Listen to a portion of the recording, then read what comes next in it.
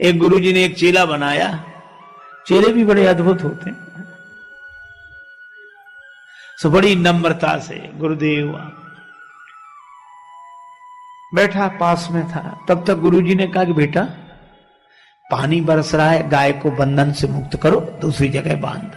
चेला बैठे बैठे बोला, गुरुजी जो स्वयं बंधन में पड़ा हो वो क्या किसी को बंधन से मुक्त कर सकता है? क्षमा करें गुरुदेव, ये मुझसे नहीं हो सकता। बंधन से मुक्त करना तो आपका काम है गुरुदेव। गुरुजी भी समझ गए कि चेला नहीं गुरु ही मिला है। अब गुरुजी ने कहा चेले से विवाद कौन करे, चलो। गुरुजी गए, गाय को की रस्सी खोलकर उसको दूसरी जगह छाया में बांध दिया। थोड़ी देर में गुरुजी फिर बोले, बच्चा बाहर जाके देख पानी बरस रहा है कि बंद हो गया है। चेला बोला, गुरुदेव ये बिल्ली आपके पास बैठी है, बाहर से ही आई है। आप तो इसके शरीर पर हाथ घुमाओ, शरीर गीला हो तो समझ लो पानी बरस रहा है, और शरीर सूखा हो तो समझ लो पानी बरसना बंद। गुरुजी फिर भी चुप रहे। अब रात को गुरुदेव को नींद ना आए, वो दिया जल रहा था। बोले, बेटा ये दिया बुझा दे। चेला बोला, गुरुदेव अब रजाई में घुस गए, अब कौन निकले बाहर। आप तो एक काम करो, क्या रामायण की बात याद करो, मुंह दिए नैन कतों को नहीं। आप तो आंख बंद कर लो, दिया को बुझा ही समझो। गुरुजी ने दिया बुझाया और सवेरे सवेरे एक भगत आया लड्डू लेकर, महाराज भगवान को भोग लगाओ, आप भी पाओ, सबको पवाओ। गुरुजी ने भगवान को भोग लगाया, बाल भोग लेकर बोले, बच्चा प्रसाद लेगा? सो दौड़ा दौड़ा आया। बोले, गुरुदेव मैंने आपकी तीन तीन आज्ञाएं नहीं मानी है, चौथी भी नहीं मानूंगा तो घोर पाप लगेगा। ये तो लाइए।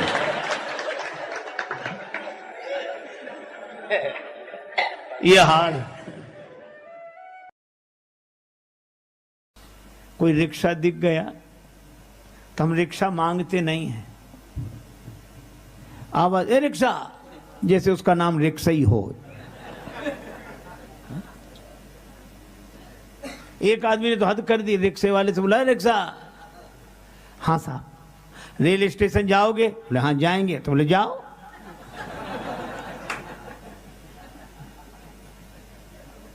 दो आदमी एक रिक्शे पर 2 घंटे बैठे, उतरकर उसे अठन्नी दे दी। रिक्शे वाले ने हाथ जोड़कर कहा, भैया ये तो कम है। दूसरा क्या कहते, कम है? अपना मकान लिख दें तुम्हारे नाम, जमीन लिख दें, बड़े कम। दूसरा क्या कहता, इसके मुंह मत लगो, इन लोगों को मुंह मत लगा करो, ये छोटे लोग हैं, चलो। ये हमारा व्यवहार है और भगवान राम का व्यवहार। आज्ञा नहीं दी, नाव मांगी, मांगी नाव। हे केवट अपनी नाव ले आओ, हमें पार कर दो। और नाव जब मांगी तो केवट के आंखों में आंसू आ गए। केवट ने कहा कि श्रम का मूल्यांकन इतना जिसके मन में हो वो नर नहीं हो सकता, नर रूप में भगवान ही हो सकते हैं। कहा ही तुम्हारा मरम मैं जाना। भगवान नाव मांग रहे हैं, आंसू आ गए उसके। कहने लगा मैं आपका मर्म जान गया। भगवान ने नाव मांगी, केवट नहीं लाया, दूसरी तरफ ले गया। उधर नहीं, इधर ले आओ नाव। केवट बोला मैं आपके बारे में अच्छी तरह जानता हूं, नाव नहीं लाऊंगा। मैं आपके बारे में अच्छी तरह जानता हूं, आपको नाव की जरूरत है ही नहीं, यही जानता हूं। नाम अजामिल से खलकोट अपार नदी भव बूढ़त काढ़े। हे प्रभु आपका नाम तो भवसागर से पार कर देता है पापियों को। गंगा जी पार करने के लिए आपको नाव की कोई जरूरत नहीं है, मैं जानता हूं। पर भगवान कहते नाव ले आओ। केवट ने मन ही मन कहा कि प्रभु जनकपुर वाले आपको जनकपुर में रोक नहीं सके, आप जनकपुर से अयोध्या आ गए, अयोध्या वाले नहीं रोक सके, आप श्रृंगवेरपुर में आ गए, निखादराज रोक नहीं सके, आप गंगा जी किनारे आ गए, और मैं भी अगर आपको पार कर दूं तो फिर मेरी क्या हिम्मत जो आपको रोक लूं।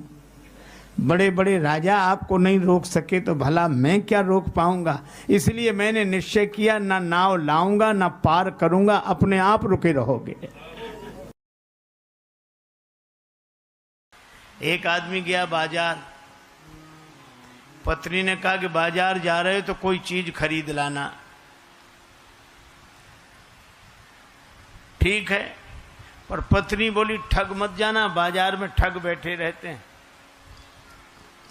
वह ये शिक्षा लेकर घर से गया दुकानदार के पास। बरसात के दिन छाता पसंद आया, दुकानदार से कहा ये छाता कितने का दिया? दुकानदार बोला 20 रुपए का, सस्ते का जमाना था। छाता कितने का दिया? बोला 20 रुपए का। तो वो तो घर से पढ़कर आया था, बोला हम तो 10 रुपए देंगे। दुकानदार समझ गया कि ग्राहक बड़ा चतुर है, तो बोला अब तुमसे क्या मुनाफा लें, दाम के दाम में ले जाओ, 16 रुपए निकालो और ले जाओ। 16 रुपए में दोगे? हाँ। तो खरीदने वाला बोला फिर तुम 8 रुपए देंगे। दुकानदार ने समझा मजाक कर रहा है, कहा 12 रुपए में लेना है कि नहीं? ग्राहक बोला 6 रुपए देंगे। अरे भाई चलो 10 रुपए में ही ले जाओ, तो बोला 5 रुपए दूंगा। अंत में दुकानदार बोला कि 8 रुपए में लेना है, तो बोला 4 रुपए ले लो। तो दुकानदार झल्ला कर बोला कि मुफ्त क्यों नहीं ले जाते? तो बोला मुफ्त दोगे तो 2 ले जाऊंगा।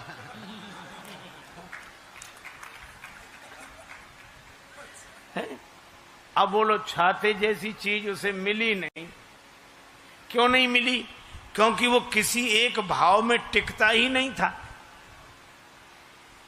तो जब भाव में टिके बिना उसे छाता नहीं मिला, तो भाव में टिके बिना परमात्मा की छत्र छाया कैसे मिल जाएगी? भाव बिना बाजार में वस्तु मिले नहीं मोल, तो भाव बिना हरि क्यों मिले, इसलिए भाव सहित हरि बोल। विद्यार्थी से पूछा कि एक टीले पर 10 भेड़ें खड़ी हैं, तूफान आया तो 4 भेड़ें नीचे उतर गईं, तो टीले पर कितनी भेड़ें शेष रहीं? सबने कहा 6, सबने कहा 6। एक विद्यार्थी बोला एक भी नहीं। कहा क्यों? बोले जब एक भेड़ चलती है तो उसके पीछे जितनी भेड़ें होती सब चली जाती है, 4 उतर गई तो 6 क्या कर रही थी वहां? तो ये जो अनुभव की बातें हैं ये गणित से समझ में नहीं आती, अनुभव की बातें हैं। एक अध्यापक ने एक विद्यार्थी से पूछा कि तुम्हारे पिता हमसे 5,000 रुपए उधार लें 3 रुपए प्रति सैकड़ा ब्याज की दर से, तो 6 महीने बाद कितना लौटाएंगे, हिसाब लगा के बताओ। विद्यार्थी बोला सर 1 नया पैसा नहीं। अध्यापक ने डांट कर कहा क्यों रे, तुझे गणित नहीं आता है? बोला हमें तो गणित आता है, हम तो हिसाब जानते हैं, पर आप हमारे बाप को नहीं जानते। उसने जिसका लिया है दिया है आज तक, जो तुम्हारा ही देगा। तो बोलो अनुभव की बात कह रहा है। सीधा गणित नहीं लगता, लेकिन उसके अनुभव की बात है।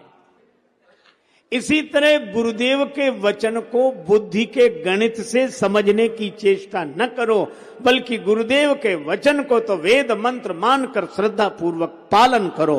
यही गुरुदेव की महिमा है। उन्होंने कहा कि तुम चिंता मत करो, दो, मैं कह रहा हूं दो। और तो विश्वामित्र जी को राम जी लक्ष्मण जी मिले, किसकी कृपा से? गुरुदेव की कृपा से। एक आदमी गांव में गया अपने मित्र के साथ, घूमने निकला तो छोटा सा गांव, एक व्यक्ति तेल बेचता था, अकेला आदमी, और भीतर उसने कोल्हू चला रखा और बाहर बैठकर तेल बेचे। इस व्यक्ति ने देखा कि अकेला आदमी कैसे करता है, तो उसने कहा कि तुम ये बैल को हाँकते नहीं हो और कैसे बिना तुम्हारे चलाए चलता है? तो उस आदमी ने कहा कि बैल को मैं हाँक देता हूं और जब चलने लगता है तो बाहर आके बैठ जाता हूं, तो उसे पता नहीं लगता कि तुम पीछे हो। तेल बेचने वाले ने कहा हमने उसकी आंख पर पट्टी बांध रखी। सो तो ठीक है, लेकिन तुम बाहर बैठे हो, बैल अगर चलना बंद कर दे तो तुम्हें कैसे पता लगेगा? तेल बेचने वाला बोला हमने उसके गले में घंटी बांध रखी, चलना बंद होता घंटी बजनी बंद हो जाती, हम फिर जाके हाँक देते हैं। पर वो तार्किक मानने कोई तैयार नहीं। वो कहने लगा कि नहीं ये भी कोई बात नहीं हुई। कहा क्यों? कहा ऐसा भी तो हो सकता है कि बैल एक ही जगह खड़ा खड़ा गर्दन हिलाता रहे, एक ही जगह खड़ा खड़ा गर्दन हिलाता रहे तो भी तो घंटी बजेगी। तेल बेचने वाला हाथ जोड़ के बोला बाबूजी वह बैल है, आपकी तरह तार्किक नहीं है। ये तर्क वाले एक ही जगह खड़े खड़े गर्दन हिलाते हैं।